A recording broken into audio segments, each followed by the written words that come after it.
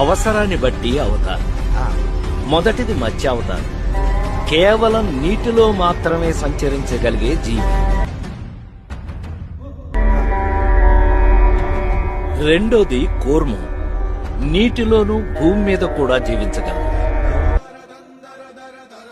మూడోది వరాహం, భూమిపై మాత్రమే ఉండే జంతువు. నాలుగోది నరసింహుడు, సగం మనిషి సగం జంతువు. 5 వామనావతారం, పొట్టివాడైన మనిషి. అంటే జంతువు పూర్తిగా మనిషిగా రూపాంతరం చెందిందన్నమాట.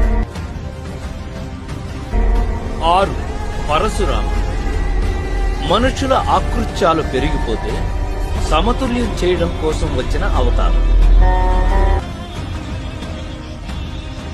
ఆ తర్వాత రామావతారం, కృష్ణావతారం.